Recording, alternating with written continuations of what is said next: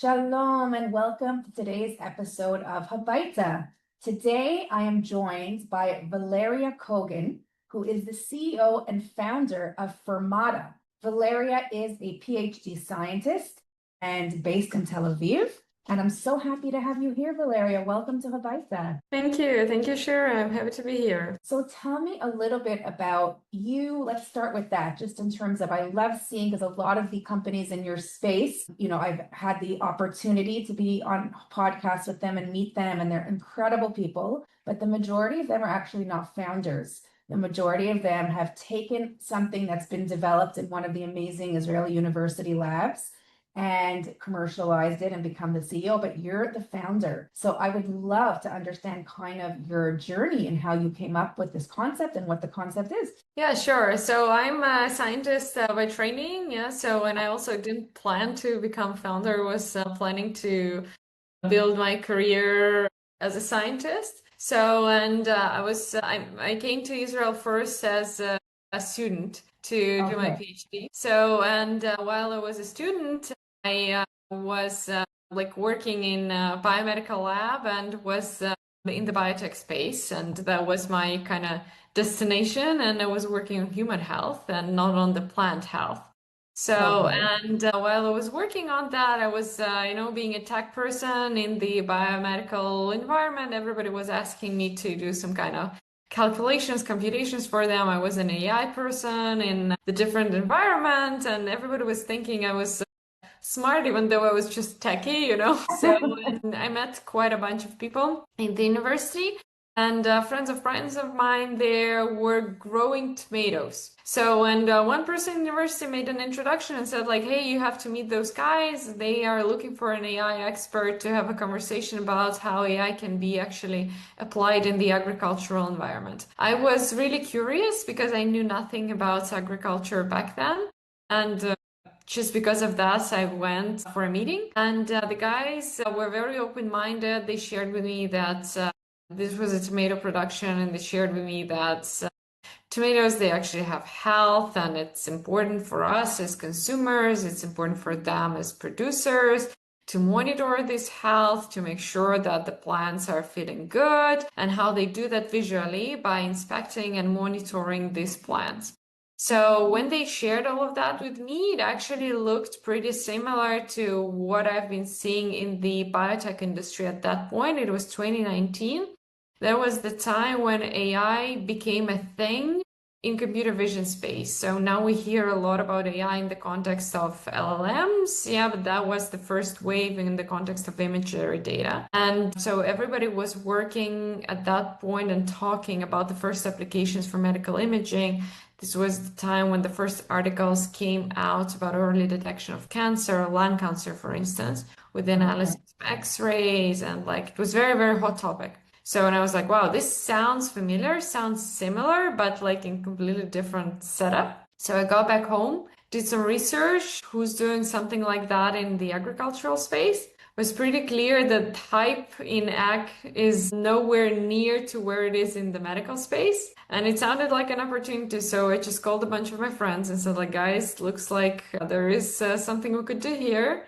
Let's start a company. So this is how Fermata started, with the idea to bring technology that was already kind of developed for medical applications into agricultural applications, and take care of plants' health the way that we take care of human health. Okay, so first of all, wow, this is fascinating because you were not coming from the plant space at all, and you completely created a company when you saw an opportunity, which I love. So tell me a little bit about how does it work and how does it help the plant health? So there's been a lot of thinking, and trying, and the ideation process took us like a year maybe. So because we knew nothing about the industry, and we had all these crazy ideas, as tech people come to industries they don't know, they sometimes think that they're smarter, and we made the same mistakes, and we'll just solve everything here, and then you just face reality and people tell you why exactly your ideas are not actually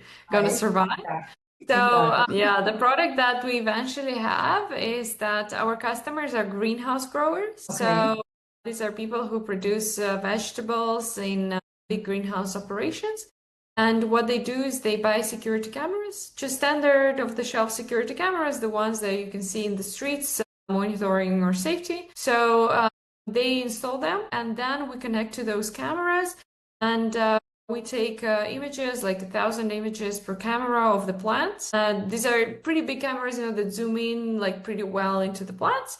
And then we process these images with AI on the cloud and identify automatically if there are pests, diseases, any other issues. So right now, most operations work the way that there are people, like manual labor, that goes through the greenhouse and looks like it tries to look at every single leaf of every single plant. It's extremely hard job to do. Greenhouse is super hot there. Yeah, so when you have to be focused, you have it's really bad for your eyes, and it's not a nice job to have. Yeah, so it's really hard labor. Like it's crazy. Yeah, so and people are not designed to do this job, and we miss things. And because of that, on average, like globally, 30% of crops are lost due to pests and diseases because we didn't notice things on time. So, and through automatic detection, we help do that faster, lose less crops. And also because of that, we help growers switch to more environmentally friendly ways to treat plants. Yeah. So because you can afford not like spray everything with pesticides, you can use more biological ways of treating the plants.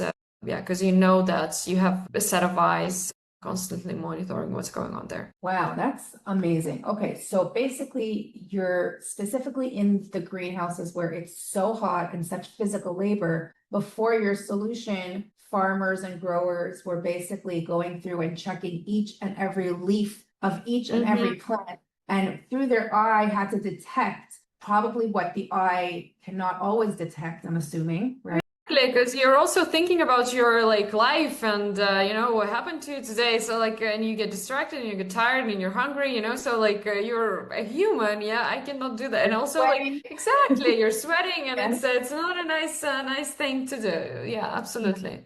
Exactly, So and exactly. because greenhouses are so humid, it's like perfect environment for bacteria also to grow.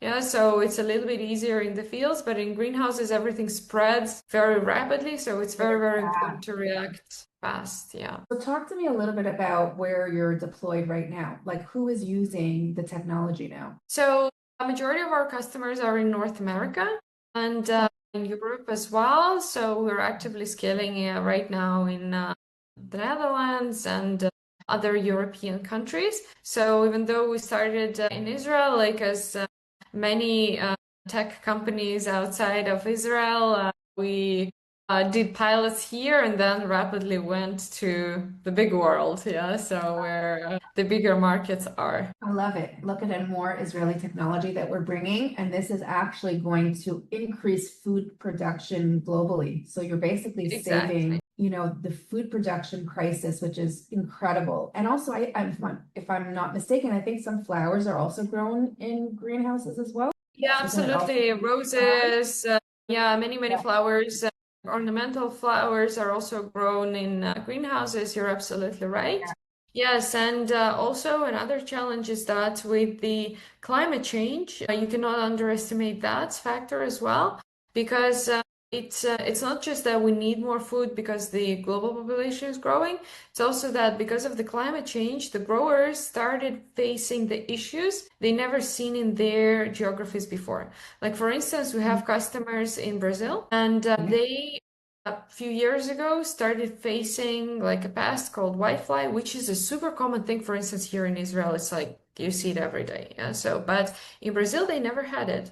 But because the climate they changed, they started having whiteflies, and they are just not prepared. They don't have practices. They don't know what to do with that. They don't know how to detect it. They don't know how to treat it. They don't even have like the supply chain to bring like the treatments there, for this particular type of pest. So, and that way AI is something that can help you, and technology is like in general, yeah, something that can help you facilitate the knowledge transfer across the globe. Yeah, so we can learn faster what to do and how to learn from our like fellow colleagues in the other geographies through like this transfer knowledge with AI. So are there kind of new pests and diseases that are coming that you guys, that your AI is like, what is this? Right. Does that There are new ones. Yeah, these what's are that? like two. Yeah, exactly. Those are two different things. There were new viruses, like for instance, a few years ago, like 3, 4 years ago, a new virus in tomatoes appeared, which dramatically changed actually the prices of tomatoes because it would just the supply went down. And the growers were super stressed as well. And it took a few years to develop resistant seed varieties and to also distribute them across the globe. And for the growers, that was huge stress, and they needed to detect these infected plants very fast and remove them from the greenhouse. So that's one type of challenge when indeed there is a new type of pest or disease, like mainly disease, and you need to have new type of skills for detecting them. And another problem is when, yes, there is something that has been present on the globe, but not in your geography. Yeah, so and for you it's the same, yeah, but we can help faster because we already can, like with the virus, for instance, we were learning together with the growers how to detect it and then immediately distributing this knowledge across all of our customers. But when there is something new for the specific geography, we can help even faster because we already know everything about that and we can just immediately tell them and teach them. That's amazing. Like, is there a specific situation where there is a virus, you've identified it, it's new, and you don't know what the cure can be? And how do you deal with that? You remove the plants in that case, yeah. So that's what we Okay. normally do, and Okay. that's why you need to react really, really fast. So you remove these plants, and the Or plants are crop by just exactly, moving the infected plants. And exactly. you guys actually have some type of, so that's why, like you're saying, having the cameras and having the AI, and then I'm assuming that on their central system, they'll have like alerts that will let them know this is serious, take it away now, like remove it, it'll tell them what to do. Correct. Yes.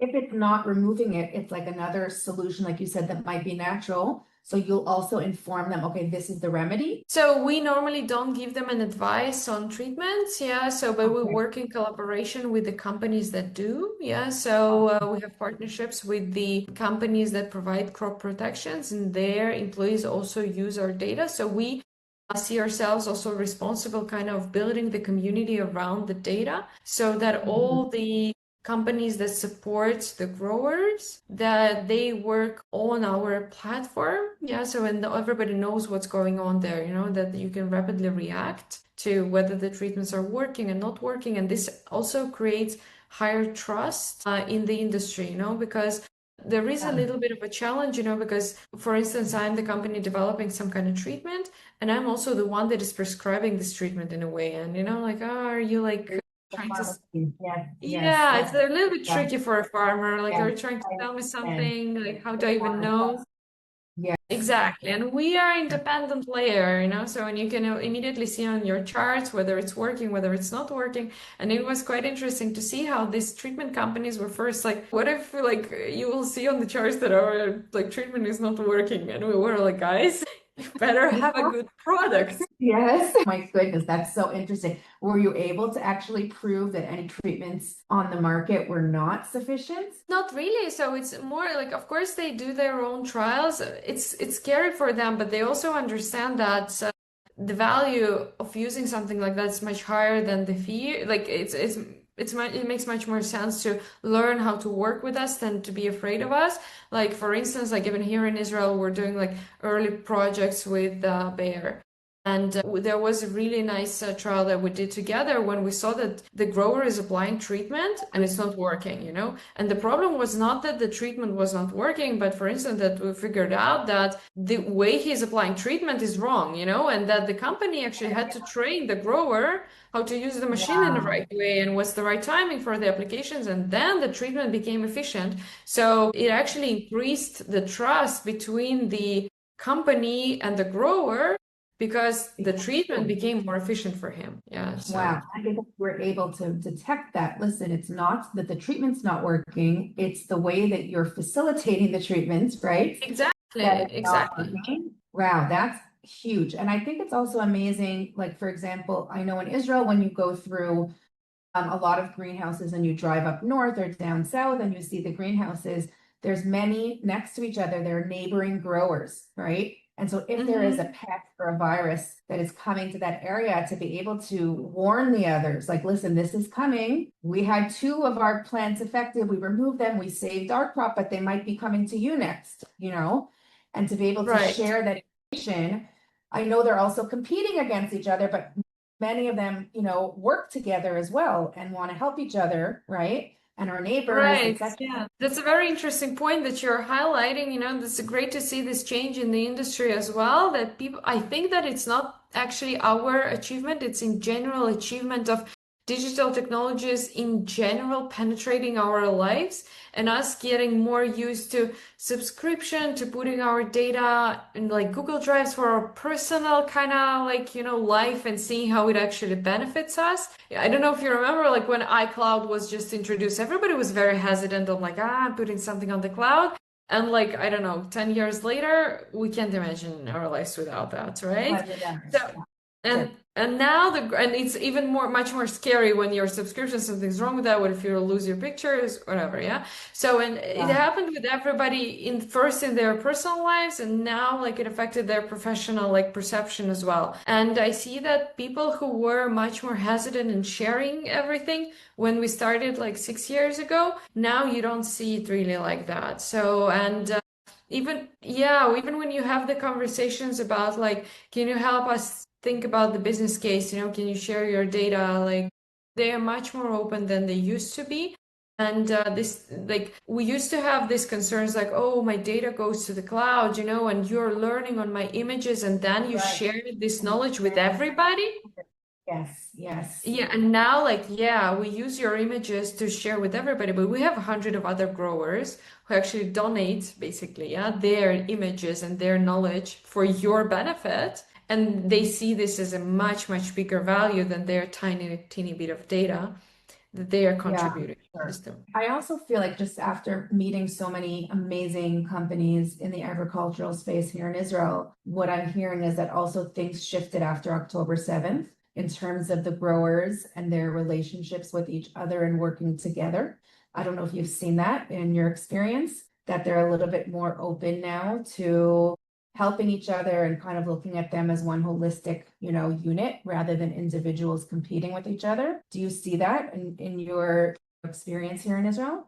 It's interesting because I think in Israel, like people, the collaboration is a little bit slower than in the other areas. But well, there is a little bit more competition between the growers, and people are a little bit more closed with their data. But yeah, as I said, we do less projects right now in Israel than we do abroad. So it's an interesting observation. I hope that this is true. But in general, growers are conservatives. And in Israel, it's more like family growers. And when you're dealing with family growers, it's always like you're more preserving your kind of traditions, Yes. Yes, and you kind of have to respect that and deal with that. It's like that everywhere where you have more like smaller growers. So, but of course, after October 7th, we saw a lot of support and a lot of community work. So we had a program that we offered growers cameras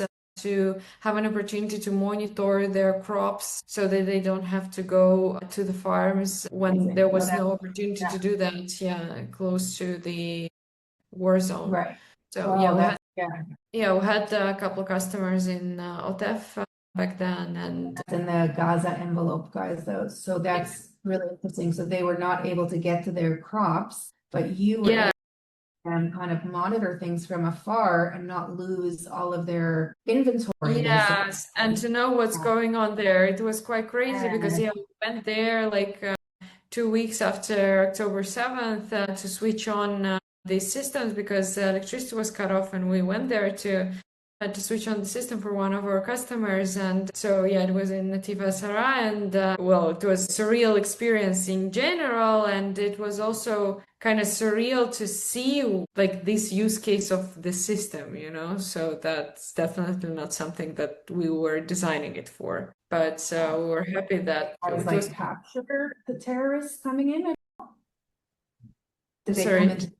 Did you capture the terrorists coming in? No, we didn't see On the that. So camera. our cameras were disconnected immediately, so we didn't see anything on October 2nd. Oh, So we oh, your didn't, camera. yes, yeah, we didn't Okay. see So you anything. had to Yes. go, what you're saying is then you have to go there 2 weeks after, which is still a war zone there, right? When Yeah, that it was was a happening. war zone. So yeah, So you yeah, physically yes, and you reconnected the cameras. yes. I can't even imagine because I went to Nova last year, maybe a year or two Mm. ago, and it was so difficult to see, all the cars, that car museum where all the cars were built. So I can't imagine what 2 weeks looked like for you going there. It must have been something crazy. And But then it to go, gave us, sense of purpose in that particular moment because it felt like we also, as an organization, doing something valuable, and helping someone. sure, you saved their livelihood basically by doing that because Well, otherwise I wish I could say that the impact was so significant, but it was some impact, so, and it's, impact. Okay, so I like yes, that you're like meaningful. very humble, Valeria. So right now as a company, what is your biggest challenge that you guys are facing? So the biggest challenge, of course, is with everybody in AgriTech is scaling up.